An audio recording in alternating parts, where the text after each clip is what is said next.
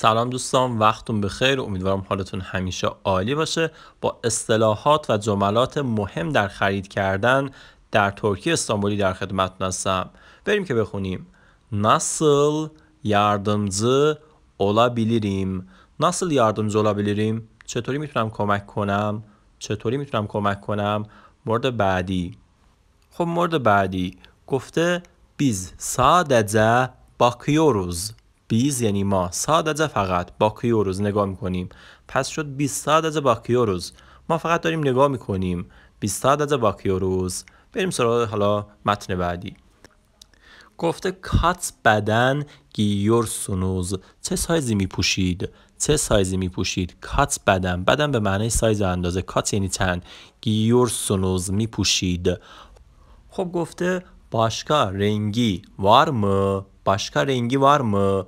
رنگ دیگه ای داره؟ başka یعنی دیگه، رنگ var، هست، مو هم پسند سوالی. بریم سراغ حالا صفحه بعدی.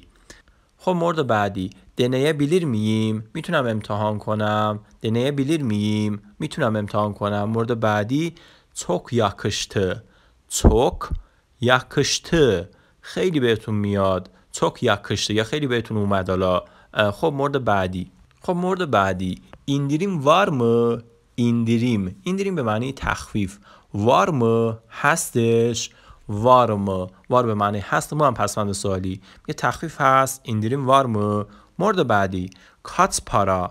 چقدر میشه؟ kaç para یا ne kadar چقدر میشه، هر دو رو میتونیم استفاده کنیم. یا حالا kaç lira چند لیر، kaç TL چند حالا تیله. خب هر دو رو میگه، هر کدوم از اینا رو حالا میگن. خب صفحه بعد ucuz ارزان pahalı گران çok pahalı خیلی گرونه، خیلی گرون. یا حالا istemiyorum یعنی نمیخوام istemiyorum. صفحه بعد beni kandırıyorsun منو گول میزنی. کاندروما گول زدن. beni من را kandırıyorsun گول میزنی. مورد بعدی tamam حل اوکیه. alacağım میخرم، قرار که بخرم، آینده رو میگه.